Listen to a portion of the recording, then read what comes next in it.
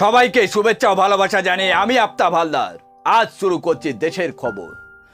সৌজন্যের যাবতীয় নিয়মকে তুড়ি মেরে উড়িয়ে দিয়ে তেলেগু দেশম পার্টি মোদী সরকারের কাছে অন্ধ্রপ্রদেশের জন্য বিশেষ আর্থিক প্যাকেজ চাইলেন দলের সুপ্রিমো তথা মুখ্যমন্ত্রী চন্দ্রবাবু নাইডু। তার অঙ্কটা মাথায় ঘুরিয়ে দেওয়ার মতো 1 লক্ষ কোটি টাকার প্যাকেজ চেয়ে বসলেন এনডিএ সরকারের কাছে। সরকারি সূত্রে খবর, বৃহস্পতিবার হায়দ্রাবাদ থেকে দিল্লি উড়ে আসেন চন্দ্রবাবু নাইডু। প্রথমে তিনি দেখা করেন প্রধানমন্ত্রী নরেন্দ্র মোদীর সঙ্গে। সেই বৈঠকে সরাসরি রাজ্যের জন্য আর্থিক প্যাকেজের দাবি করে বসেন তিনি। চন্দ্রবাবুকে আশ্বস্ত করে অর্থমন্ত্রীর সঙ্গে দেখা করতে বলেন মোদী। শুক্রবার হয়েছে সেই বৈঠক। অর্থমন্ত্রী নির্মলা সীতারামনের সঙ্গে দেখা করে চন্দ্রবাবু যে স্মারকলিপি এবং দাবিপত্র জমা দিয়েছেন তার সামগ্রিক মূল হলো 1 লক্ষ কোটি টাকা।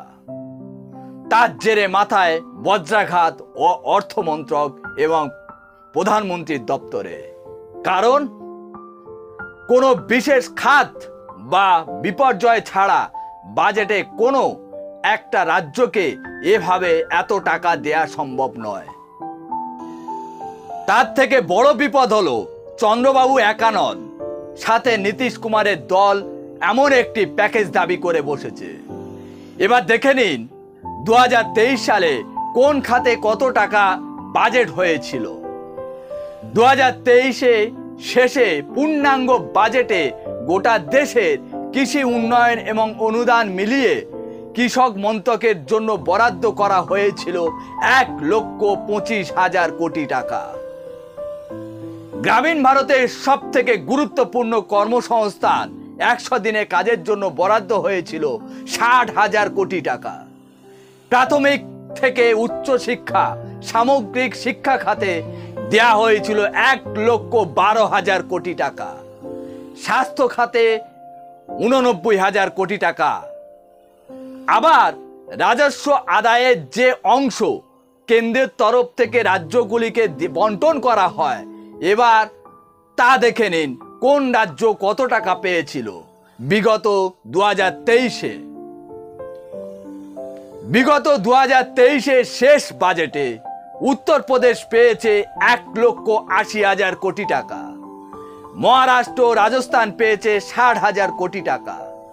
পশ্চিমবঙ্গ পেয়েছে 75 থেকে 80,000 কোটি টাকা।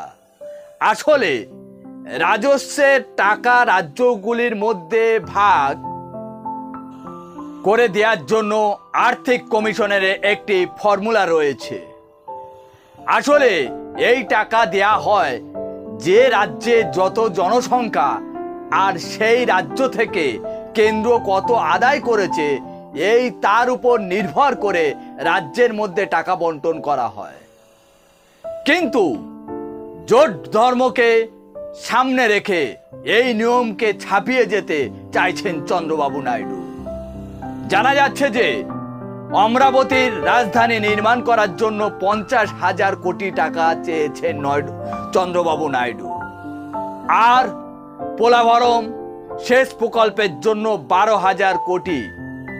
জমে থাকা ঋণ থেকে মুক্তি পেতে 15,000 কোটি টাকা। আর আগামী 5 বছর ধরে রাজ্যের পরিকাঠামো উন্নয়নের জন্য 10,000 কোটি টাকা চেয়ে বসলেন।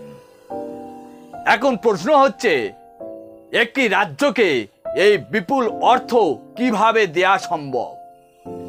শিবসেনার এমপি সঞ্জয় রাউত এদিন বলেন, চন্দ্রবাবু এবং নীতিশ কুমার নিজেদের রাজ্যের মুখ রক্ষা করার জন্য এনডিএ সরকার সমর্থন প্রত্যাহার করে নেবেন, শুধু সময়ের অপেক্ষা। আজ এখানে শেষ করছি। সবাই ভালো থাকবেন, সুস্থ থাকবেন। Tata, bye bye.